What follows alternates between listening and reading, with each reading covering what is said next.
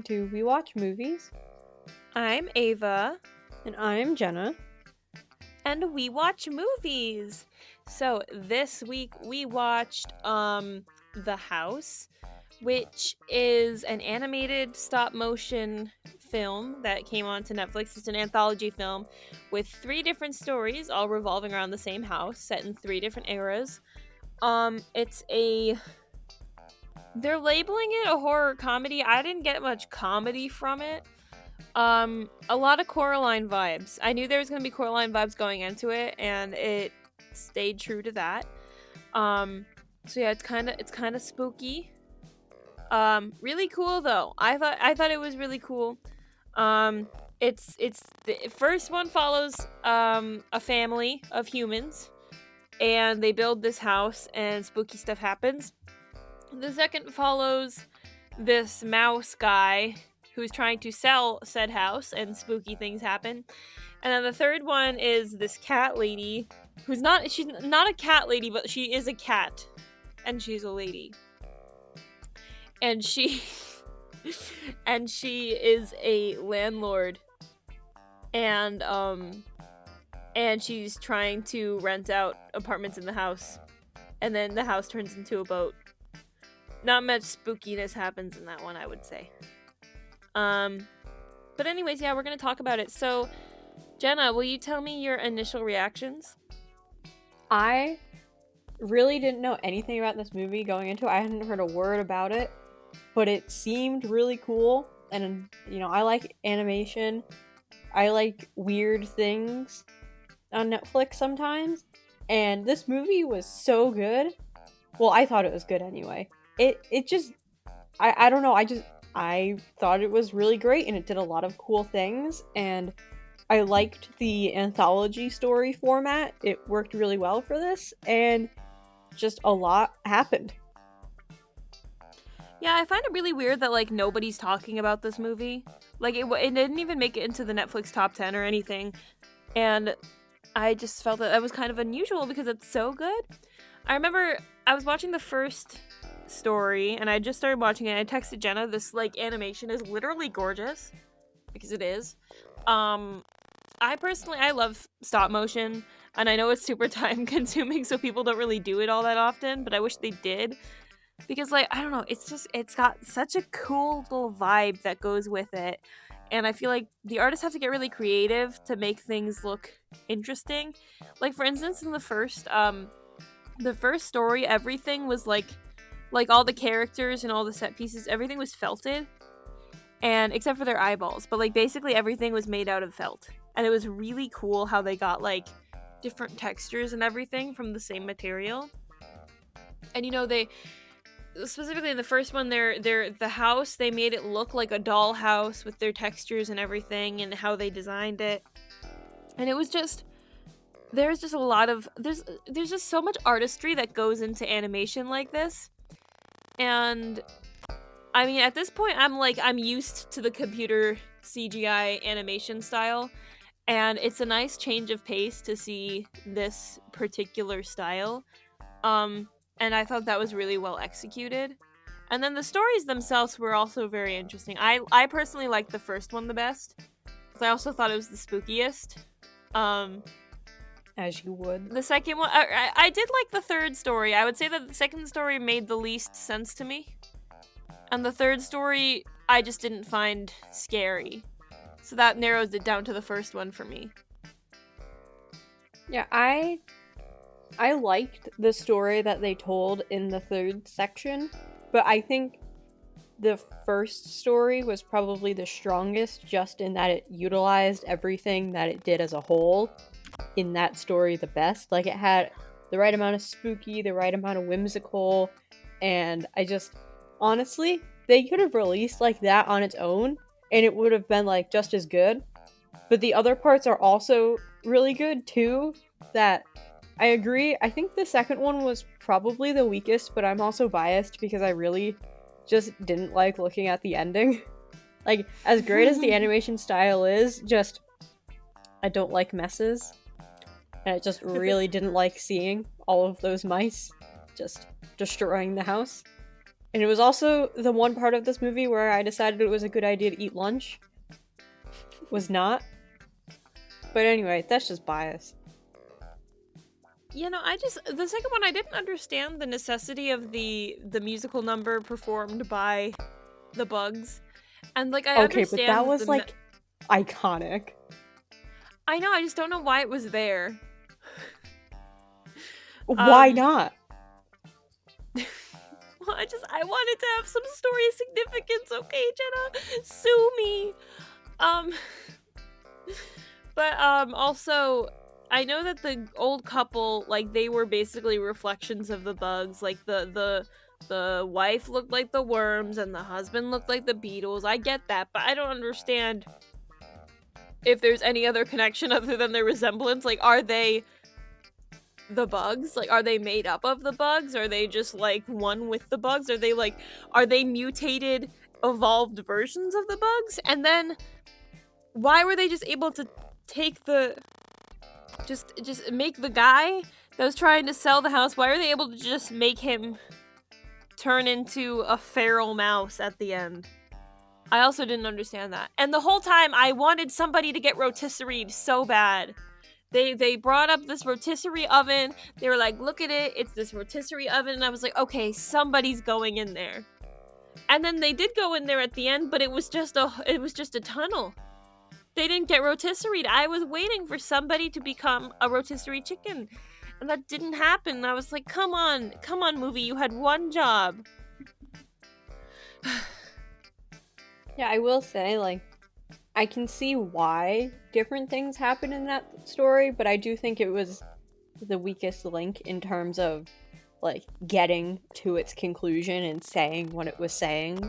I think they could have done a little more with it because the direction they did choose wasn't bad by any means, but I don't think it was necessarily the best or most effective. Yeah, I don't think that story made much sense. I mean, see, there's a lot of holes that you can poke into any of these three stories.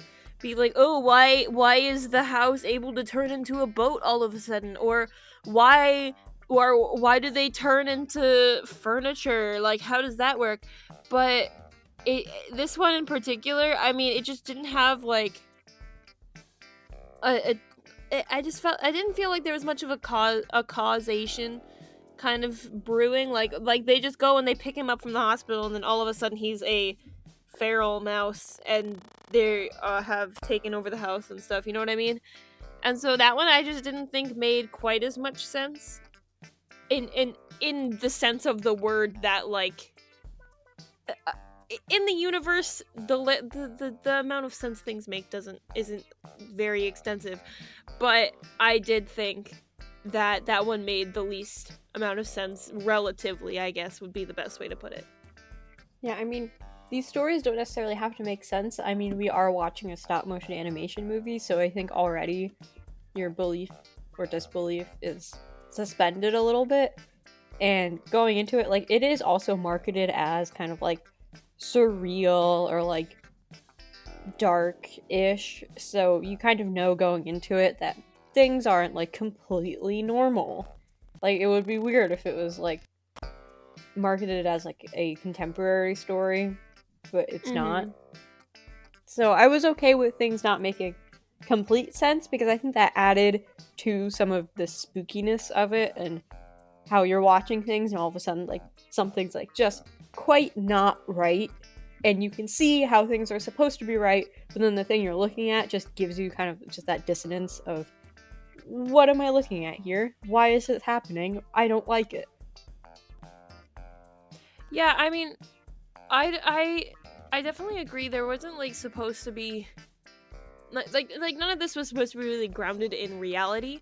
I do think that I guess what I would say is that they just kind of, I thought they interrupted the flow of the narrative a little bit in the second one. But no, I think, yeah, I definitely think that the first one and the third one made most sense, like, chronologically, like in their little plot line. The third one, I wish there was more spookiness to it. I wish it was scarier. Yeah, the third one was a little weird because you set up this precedence of like some horror being thrown in there in the first two, but then the third one didn't really have that. So the whole time I was really like expecting something to happen, and you do have that kind of like weird pseudo dream sequence thrown in at like the climax of that one, but you really don't have much, so it was weird. Like I wasn't expecting just more normal that the like how normal the third one was. So it kind of like set me up to expect something else and not really in an effective way. Like it didn't add anything and it just was confusing. Yeah, I really, because I feel like you've set up this universe, right, where the entire world seems to be underwater and you're living in an island and there's just like this mist outside and you can't really tell what's going on and everything is like terrible or whatever, I don't know. There are a lot of horrific things that you can do with that. Like, you can put things in the mist, you can put things in the water, you can do all sorts of stuff. And I don't know, I feel like they just kind of, I don't know, maybe focus their story on the wrong thing there for a horror story, you know what I mean? Like, if it wasn't supposed to be a horror story, I feel like it was fine. But their little dream sequence, I didn't find it scary, I just found it like, oh, that happened. I feel like they could have cut it and just made it a fine little, like, not scary story, you know what I mean? Like, if that was their excuse to include this in a horror trilogy anthology movie kind of thing, then I feel like that's not exactly, I don't know, I'm not accepting it as evidence as to this being a horror story, you know what I mean? Yeah, I feel like they wrote the other two stories and then they wanted to write this third one and they're like, oh well, we need like some sort of like genre continuity. So then they like put in a few things and they're like, there we go, good enough, we get both. When I mean, you didn't need both, did you really? No, like we would have been fine. Need both what exactly? Both. Well, I guess just like, did you need like just the regular normal story and also like the little tiny bits of spookiness they kind of just threw in there? Oh yeah, sorry. I was like, No, that didn't I make thought you much meant sense stories once and it I was came out like, of there her are mouth. 3 stories, Jenna. Are you not paying attention? No, I wasn't. I slept through this whole movie. I'm going by the seat of my pants right now. Jenna actually watched Dear Mother again. Oh yeah. Oh yeah. Didn't notice That's the definitely difference. something she would do. Yeah, no, I definitely agree. I thought, okay, so the first one was, I don't know how much of the scariness came from just like the way that they looked versus like actually like what it was. I thought that the story was pretty scary. But they were like the characters were designed in a pretty like vehemently disturbing way, you know what I mean? Yeah, can you elaborate more on that? It was like the kind of baby doll that you would find in like a haunted antique store, you know what I mean? Yeah. Like there was something a little off-putting about the character designs, not like it was deliberate. It wasn't like they were just bad at character design. It's like even like the animal characters too, like like it was like enough to make you forget that they weren't human, but then you would remember and you would kind of just get this unsettling feeling about it. And the same was with the human characters too.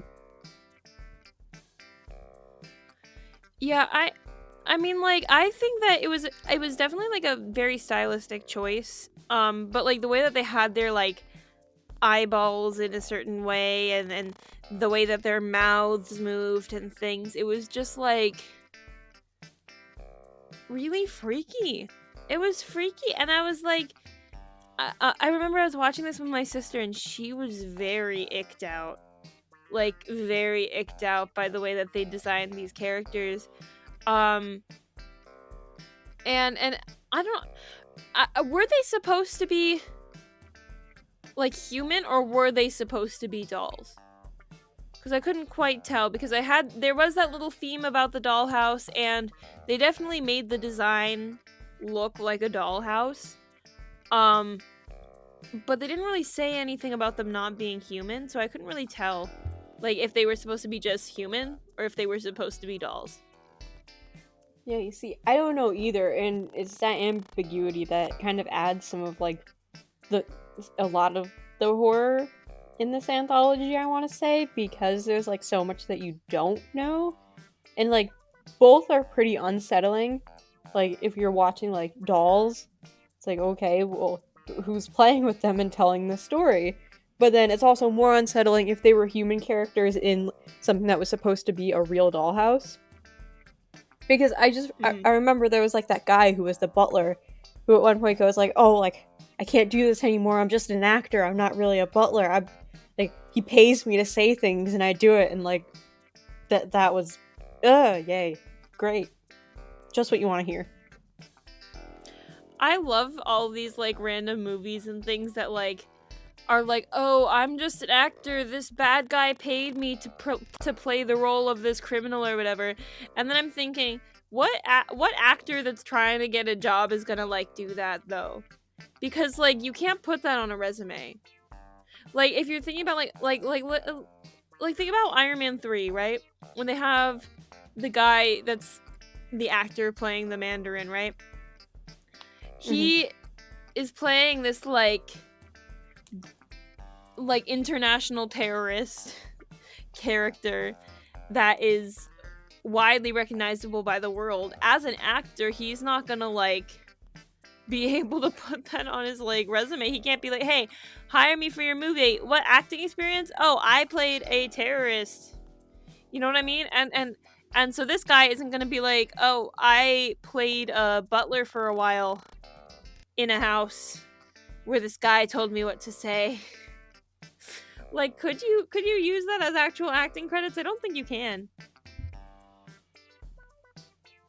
I mean, I guess it depends. I mean, in this economy, people would hire you.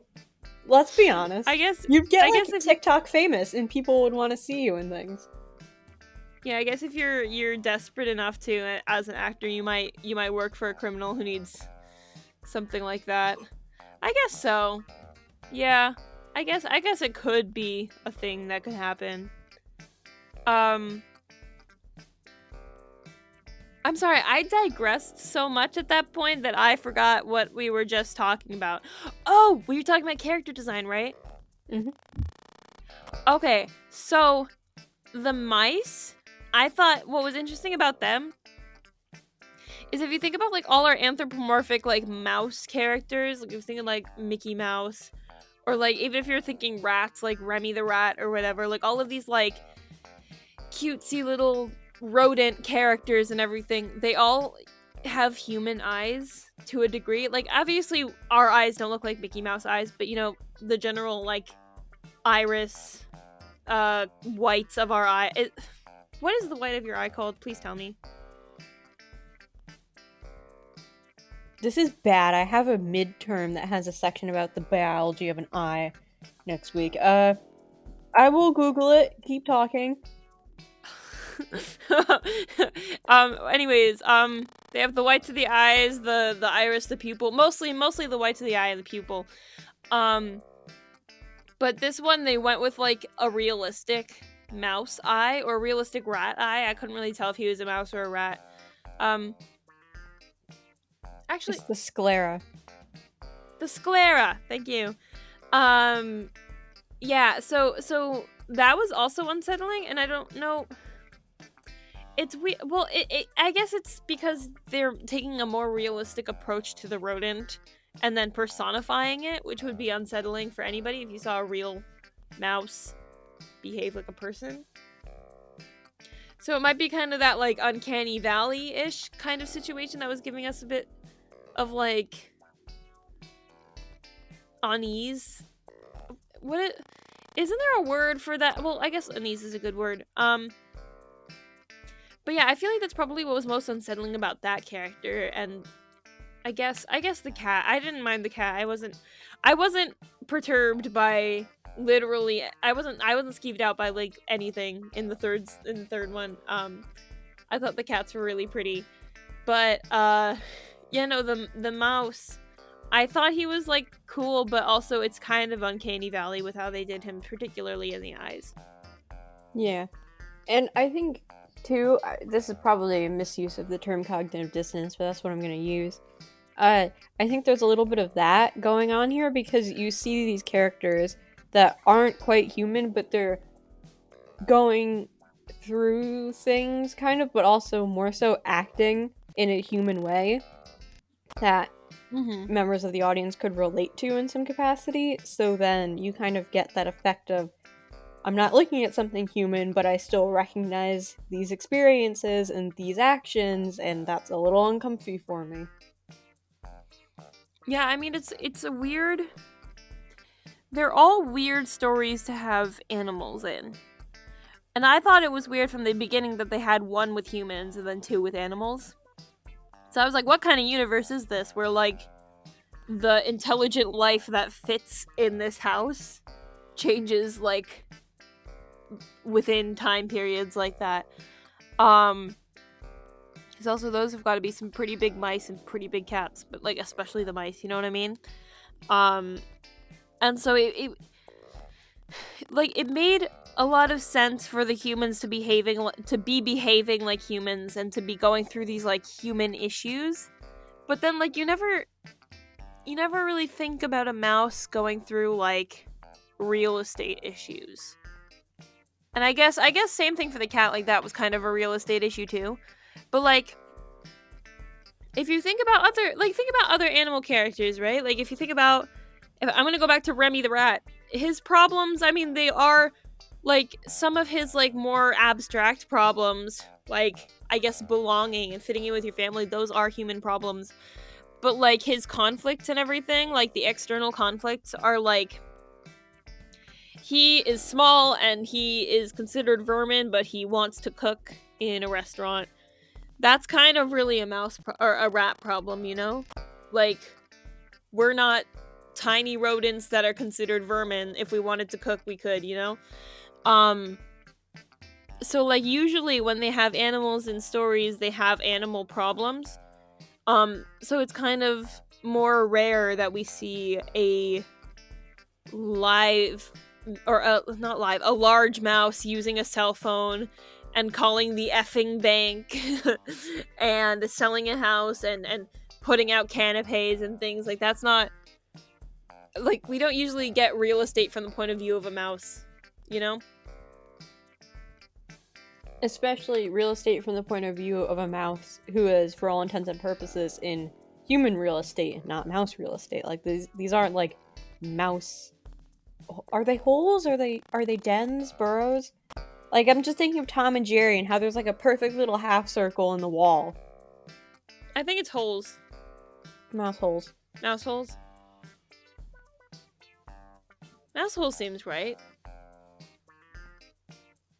What do mice live in? Nests? I think they live in nests that are in their holes. They make burrows. But the hole that Tom and Jerry goes into is a mouse hole. True. But like also, yeah, I mean that's also true because they're interacting with seemingly human things or things that we've been told are human in a human way. Because then you like,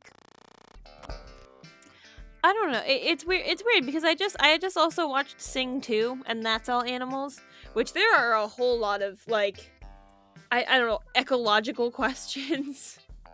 Oh. And sociological questions that go along with that kind of a society. But like that's kind of, I don't know, it's very it's very adapted to be a animal-centric world. And then you think about like stuff like also like SpongeBob, for instance, like they do human-ish things too, but they're also adapted to fit the creatures that live in it. Like they like the things that they drink like kelp juice, not soda, or like they go to the goo lagoon instead of the beach and everything. And so they make it make sense for their characters, so the characters can do things that are generally human things, but not in a way that's human necessarily. And so then you take it to this, which is also sorry, words. And then you take a look at this particular piece, and you have this character who's already designed way more realistically than anything in Sing, anything in SpongeBob, etc., etc. And you put him and a bunch of other realistic looking creatures into a world that is very human, very realistic, and you give him those problems. And that's, I guess that's definitely, yeah, I would definitely put that in the uncanny valley, you know? It's like that. It's the one thing that's off is that these are mouse, or these are mouse, these are mice dealing with these issues, you know? Yeah, and there's just this movie says a lot, I think, without explicitly saying much.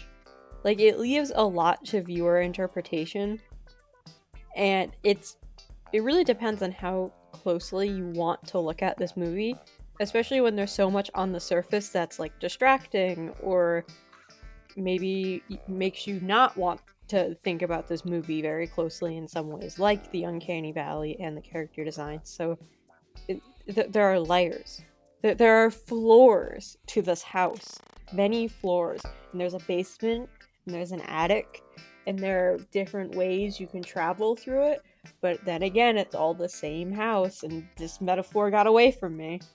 And there are no stairs because he changes it every day. Yep. Well, okay, Jenna, have you thought like about themes and like existential thoughts from this movie yet? Have you like delved into that in your thought process at all? Yes, I have actually. Can you take me down that rabbit hole? Walk me through your thinking, please. Sure, so the way I looked at it, it is purely my own interpretation. Like, I'm not trying to say, like, this is definitively what the movie was saying, because I don't like if Jenna doing that. says it, it's law. Oh, yeah, totally. But no, if I'm saying it just means this is what I got from the movie, and sometimes people look at me when I say these things, and it's like, where'd you get that? I was like, I don't know, someone said something once, and I just ran with it.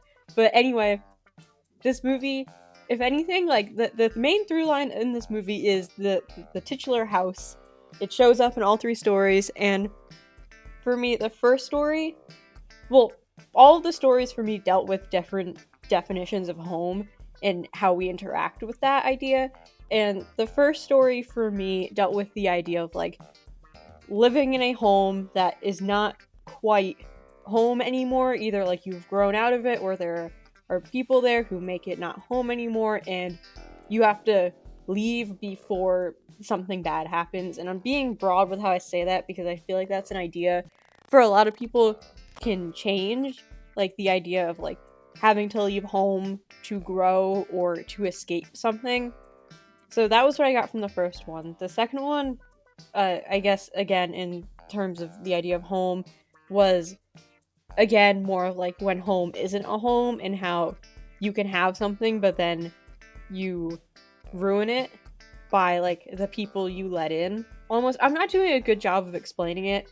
My idea in thinking was kind of disrupted by the second story because I wasn't sure how I wanted to find what I was thinking. But then the third one obviously is kind of like reclaiming the idea of home and figuring out like where you want to go in life, and like again like finding the people that make home, or figuring out like where you're going and giving yourself direction in like a place. Cool. No, I definitely. Well, I mean, I guess the theme of home was pretty evident. Yeah. Like you said, the one like consistency between the three stories was obviously the house. Um, I I definitely, from the first one, you definitely get a lot of that like home versus house kind of things, especially from what's the main girl's name? What, Mabel? I think Mabel's her name. That sounds about right. Okay, yeah. So assuming the actual girl is Mabel, and that's not the baby. I don't know which one, but like she goes and she Isabel was looks the out. baby, right? What was the baby? Isabel? Oh yeah, totally. Yeah. So Mabel, she looks out the window at her other house longingly, and she's like, "Look, it's our house." And then they watch it get destroyed too, and that's a pretty heartbreaking scene. And then they also find that there's like either a reconstruction or their house is literally under the new house. And she and her sister go and like sleep in there. Um and it's I mean, that's very clear, like it's the house that they love. It's the house that they were, I don't know, I guess born and raised in. I don't know if they were born there, but I'm assuming so, because I got that kind of vibe from the era. It's like a time when they would be born in their house, I guess. I don't Born know in how essence. birthing works in the like 1800s or whatever. Well, I mean, hospitals didn't really exist. You didn't go to hospitals if you wanted to live. Let's just say that in the 1800s. Fair. Um but yeah, so I mean, I found that really clear, because I mean, I feel like that's something that happens a lot when families move, and then the kids are still attached to their old home, and I mean, it's like it's a transition, certainly, and usually people don't have to like watch their house be abandoned and everything. Um, but I was it intrigued as to like the actual motivations of like the architect and why he wanted to just move these people into that house. Um because like I understand, like, you think like the parents were the pragmatic ones. They wanted this nice house to boost their status or whatever, and they could do it for free. I get it. And then they had the kids who were the more, I don't know, more emotionally attached to their old house and everything. And obviously Isabel was just kind of existing, kind of confused the whole time. um and I mean, I guess there's a lot of representation of parents in like animated stuff, of parents just being all business, no heart. They're always super pragmatic and logical about things. um and so I guess that was fair, that made sense. But I do wonder why. I mean, I know that the guy wanted to build the house, and like to some degree he wanted to trap the people in there or whatever, but like, was the entire motivation to turn the family into furniture when he was able to make all that furniture by himself, like that didn't I was com- I wanted I I'm sitting here and I'm like, I want answers from a movie that literally is not going to give me any answers. Well, I mean, I guess if anything, the parents, and especially the father, got their wish because they became something of a higher status, but at the same time, they could never escape their roots of being something lesser than other people. They were still continuing to, like, be stepped on, or, like, not literally. Well, I guess if you're the chair, then I guess someone would be sitting on you, but, like, they never really. They left home, but the place they got to didn't become a home either. Ow. Yeah. um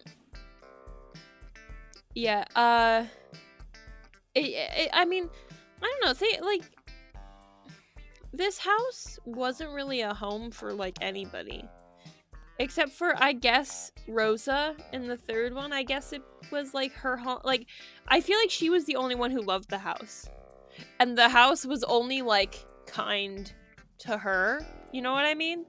Like in the other two, the house was kind of the source of the horrors and everything, and then obviously the third one, like we said, is not very horrific. Um Well, also, and Rosa was the only one who at the end, like, accepted the house for what it was. And she learned to, like, not try and change it. And instead, like, instead of trying to make it her own, it kind of became, like, I don't want to say a relationship between the two of them because that's weird, but, like, I guess, like, she accepted the house for what it was, and the house, therefore, like, didn't do any funky things to her either. dude, she turned the house into a boat. Well, yeah, but the house was okay with that, I guess. I don't know. Well, because here's the thing. In the second story, I'm pretty sure the main guy said once about how he or somebody on the phone with the main guy was like, "Oh, you've had this house for a really long time." Or something, saying that this guy has owned this house for a really long time. It was probably a home for him at one point in time, but I don't know why he's selling it. Maybe a financial thing because he had to call the effing bank a lot. um, but I don't know. Cause like for him it was like an infestation problem, but for Rosa, her problems were external. They were not within the house itself. And she was like potentially having to leave her home, this like home that she's cultivated for a while, that she's loved. And then it turns into a boat. Actually, no, I think Cosmos turned it into a boat, right? Yeah. Somehow at some point in time. So she did change the house a lot, I guess. And I don't know if she ever decided she was going to stop renovating the house necessarily. But I don't know. I also don't know how I feel about the final message in that story either. Because like I felt like that thematically was talking about like holding on to things that are falling apart just because you have an emotional attachment to them, and not like taking no risks and never chancing something for a better future or anything. You're clinging to like things that aren't serving you anymore.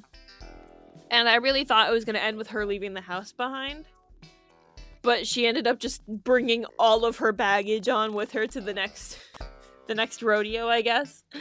So I don't actually know how I really felt about the ending of that one.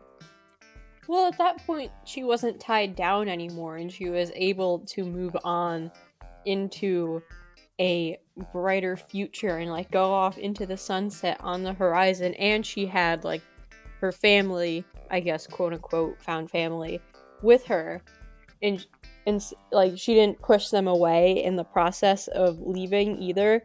Like she was leaving more fulfilled, and if anything, the house wasn't the problem. It was the fact that she was like so bent on doing it, no matter like how many people she crossed or how many relationships she had to like get rid of to get there. I think I just feel like it would have been more impactful if she had had to do what Cosmos did in taking apart part of the house and using the house itself to like make a boat that wasn't turning the house into a boat.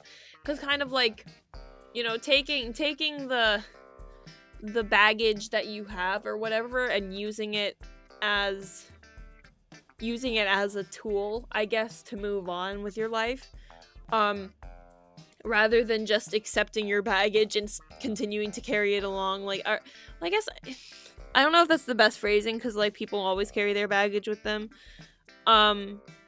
But like it was weird because I took it as like, oh, here's a thing that is not serving you. It's not a healthy obsession. You should probably leave it behind, but maybe you can take some of, like, I thought it was going to be like, maybe you can take some of the tools from this unhealthy obsession, this thing that isn't serving you, and use it to serve yourself and use it to better yourself and provide for a better life. And she ended up just it ended up just becoming that this unhealthy obsession kind of became a healthy one just for funsies. you know? Which I don't know. I don't know how I felt 100%. I don't know if I felt 100% about the symbolism, I guess. Moral of the story. Well, I feel like when you resolve to make changes and do better or try to go into a new part of your life and grow beyond something, you don't just immediately like, I choose to be a different person, so just gone are the things that gone are my baggage, gone are like my mistakes of the past or whatnot. Like, you still carry it with you, and like as you move forward, you slowly start to drop that stuff away. So I think the house had become such a big thing for her and represented like her old family and like the life that she had. So I think if she completely left all of it behind, that almost would have been like too soon for her. Like, she'll make progress as she goes on, maybe, but like for right now, just having the ability to move on and picture a different future for herself and like actually like get rid of the foundations around the house and try something different, I think that's enough in the moment. And maybe she'll go to a different house and she'll leave this one behind in the flood. I don't know, but I feel like realistically, I think I'm not as hung up on the fact that she didn't like move on completely, I guess. That's fair. I mean, I do feel like she should have taken like a piece or something. Like if she had used the materials from the house to create a boat or something, I feel like that would have kind of been like, you carry your past with you wherever you go, even if you let go of the stuff that's holding you back. So like you let go of the stuff that's being too much, but you like still carry it with you, you know what I mean? But I do see what where you're coming from. Like, obviously a person can't just magically change that significantly overnight. But I don't know. If I'm taking it in a less literal sense, I do think that I don't know. I do think that her keeping the house like completely was a little strange. Well, I mean, you do see the shot of like the foundation sinking under the water as she moves away and everything. I guess.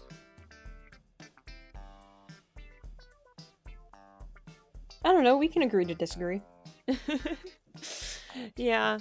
I mean, in the first one, it was pretty final with the kids running away from their parents and the house that they didn't love as it went up in flames. And I mean, obviously that was going to be difficult for them. Probably wouldn't have survived it, to be honest, because it seemed like it was cold outside and it was an infant and like an 8-year-old. Well, actually probably like a 10-year-old, to be honest. But still, I feel like that was very, very clear messaging. It was like, this house was not good for anybody in the family. And they're leaving it behind, kind of thing. It was never a home to her, though. It was never a home to Mabel. It was never a home to Isabel. And they need to go, like, make their own home, you know what I mean? Like, they left a toxic situation, and they ran away from a family that wasn't, you know, providing for them and protecting them, and they left a house that was, you know, causing them harm and causing pain and sadness, and they went on to I guess find their own way, find their own home in the woods, I guess. Yeah, and I'm sorry, I just talking about the first story made me remember this, so this is a completely different thing. I could have sworn in the second story, during the open house scene, first of all, the people in the open house scene were, I mean, they weren't people, but you know what I mean. The characters, they were so horrible. Like, what were their manners? They were so rude. And those children, oh my god. Why were they like that? Anyway, I mean, I know why they were like that, but just wanted to get that out of the way. There was one point where, like, one of the parents was like, it was the baby, said like, oh, calm down, Isabel. And I was like, wait a minute. And I was looking at the captions too, and it was spelled the same way as Isabel in the first story. And I was like, hold on a minute, what do you mean? I was like, no, there's no way that this is a coincidence that the writers just went, oh, whoopsie, same name, two different, like, no. You didn't have to do that line. Like, what was this? Anyway, it was distracting. And I'm sure there was, like, some greater meaning behind it. But excuse me? There's also probably some greater meaning behind the fact that they chose a cat and a mouse for the two animals. You know? The cat was the one who beat the house, not the mouse. Mouse rhyme. That wasn't supposed to rhyme. But I don't know. I was getting there's definitely a feeling of letting go from everything, because like I said, there was a point in the second story where they mentioned that he had this house for a long time. And I think that he was letting go of the house to a degree. And, you know, obviously, Rosa, I don't know if she really let go of the house. And then Mabel and Isabel obviously had to let go of the house because it was going up in flames and they were gonna die. So I guess there's just like a big sense of like letting go of things that aren't really home. And I guess if you want to take it as Rosa's holding on to it, she's holding on to something that is home. So like, you find home, you keep home. You don't find home, you let go of not home. You know what I mean? Yeah. Yeah. I get it.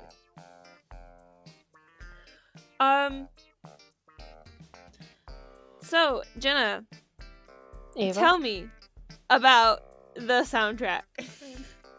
It was good. I always feel bad because when you ask this, like, most of the time I'm like, no notes. It was fine. Like, I feel like there's an expectation that I'm about to, like, give some, like, super cool knowledge when, I mean, no, I don't. And there was nothing wrong with the soundtrack. I enjoyed it.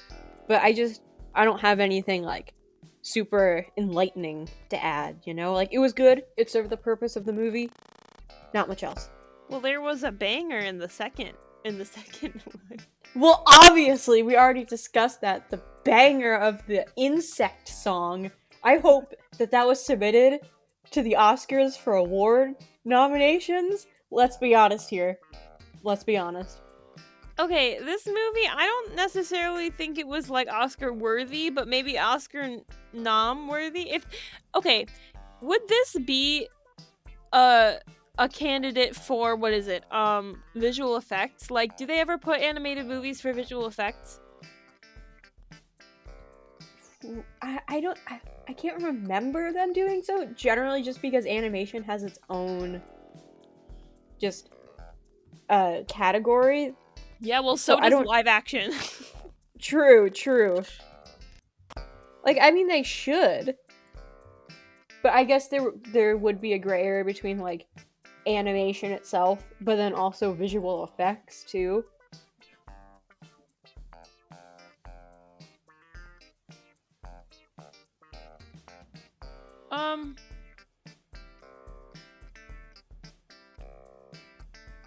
Yeah, well, I don't know. I would definitely...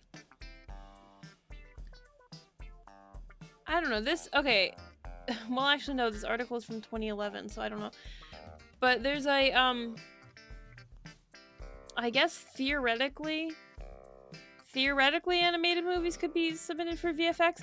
Because I don't know if the story of this movie is necessarily strong enough to win Best Animated Film, especially when it's put up against some of our Disney animated films and everything. Like, I don't know. I feel like there's definitely animated film or two that is significantly better than this one. Yeah. In terms of story and theme and everything or whatever. But I really am in love with the animation, and if this, because I don't know if that would count as like as a visual effects thing, but like I feel like that needs to be a category, you know, like best animated feature and then best animation period, you know? Yeah, because I feel like there are animated movies that aren't amazing, but are still done really well. They're just not written good.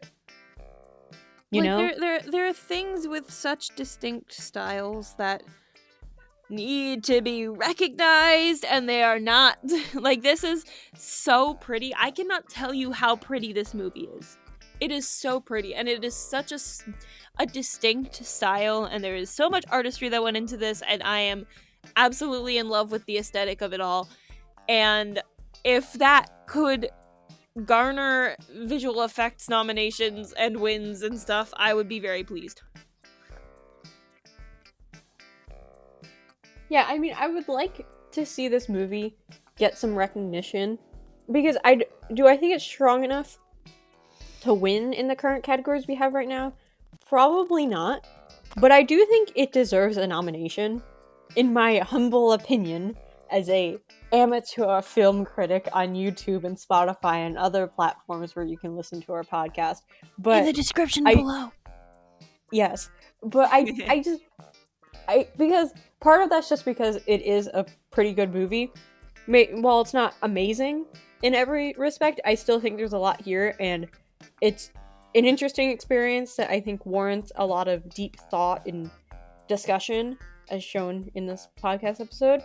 So I would like to see it nominated also because I think it'll alert more people to its existence.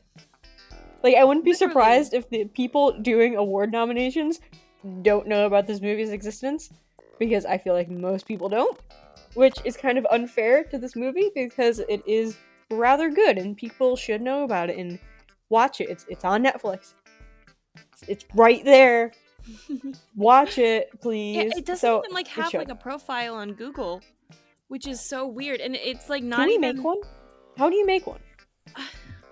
I mean, it has, like, it kinda has one, but not really, and I don't know if it has Rotten Tomatoes or anything.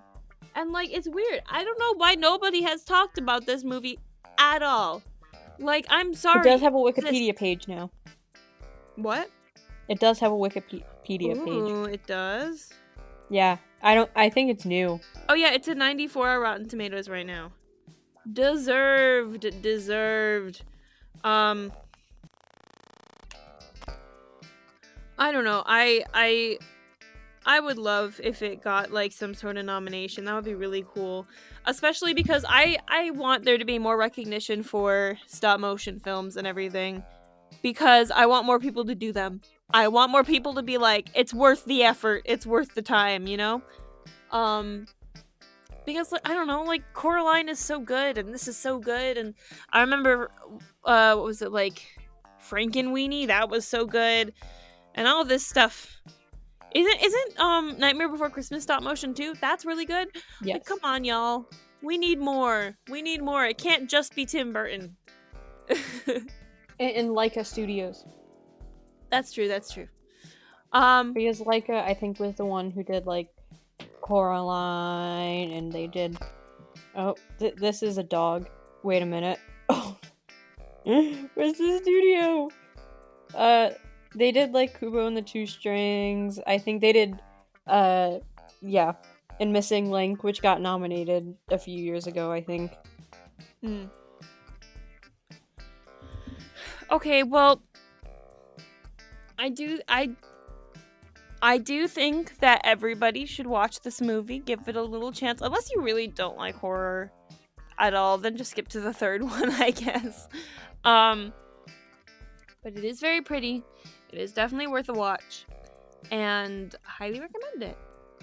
But I feel like that's pretty much all I have to say about it. Jenna, did we miss anything? I don't think so, and if we did, I think the viewers should go watch this movie and find out for themselves. True. Yeah, so if we missed anything, let us know in the comments section below. And while you're down there, give us a like and a subscribe. It really does help the channel out. And we love you if you do it. Also, if you are not on YouTube right now, hello. You can probably follow us on whatever platform you're on. If you're on YouTube and for some reason you hate YouTube, all of our other links are in the description below, so you can listen to us on Spotify and Overcast and stuff like that. And yeah, if you like YouTube and you're not on YouTube, find us on YouTube. Follow us there. You can also follow us on our Instagram, Twitter, and TikTok in the description below. And yeah, come back next Friday for another episode. We do this every single week. Eventually we'll do videos again if that's something you guys want. And yeah, so we'll see you guys next time. Jenna, anything to add? Yeah, I do actually have something. What are canapes? I don't think I've ever had one before, and like they keep showing up, and I should just Google them. But at this point, it's funnier for me if I don't know what they are. Like seriously, like what are canapes? I don't know. I don't think I've had one before, but like maybe I have, and I didn't know it was a canape. Like that's the real existential question of this movie. Do you want me to tell you what a canape is, or do you want to be left in mystery? I think it's funnier if you don't. Okay. Okay, bye!